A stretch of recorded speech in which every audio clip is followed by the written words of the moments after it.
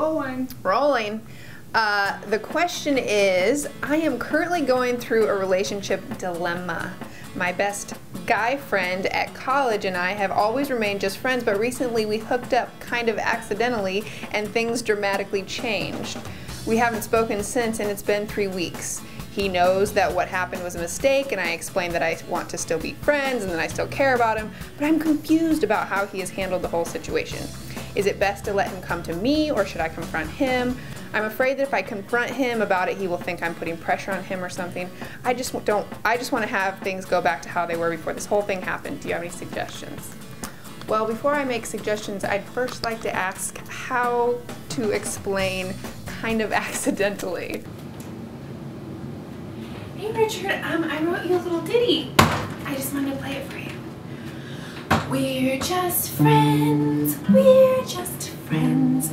We like to go for walks and study together, but sometimes I want to kiss. I realize you're bummed though, and you asked for suggestions of kind of how to rekindle this friendship. But I kind of care less about that because I don't know all the details, and you may really be wanting to have a relationship with this guy. You may have used him, he may have used you. There's a number of scenarios, but at the heart of the question, what I care about is the fact that you guys were not in a relationship and you did something, whether it was making out or having sex, and it's something that you're now regretting because it's caused no communication. So I don't know if it's because he's feeling guilty about it or just what.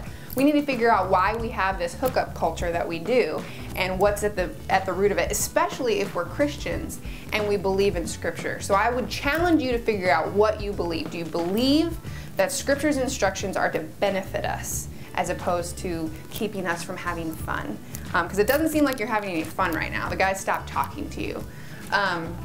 So Scripture says that we're to see our bodies as a temple, that we're supposed to hold our sex in high regard. We're supposed to take care of our bodies.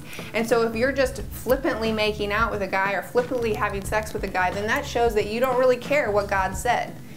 And I believe that if you understand scientifically how the body is formed, you'll understand why God gave us the instructions that he did. Not to be a killjoy, but because he wanted to protect us. There's a great book I would recommend called Hooked. It's written by 2 doctors and it kind of gives the breakdown of what happens in our brain and our body when we're intimate with somebody. Anywhere from having sex to just hugging somebody. Something happens because you're supposed to bond with someone in those intimate times. And you guys did something and you weren't in a committed relationship and now you're apart and now you're bummed. So more than anything, I want you to understand what your sexuality is so that the next time that you're in this situation, you can go, what does God think about this? What do I want to do in light of my belief of God? So that hopefully you'll act out of holiness as opposed to horniness. On the next Ask Joy, Joy proves that her improv skills are no match for a Beanie Baby.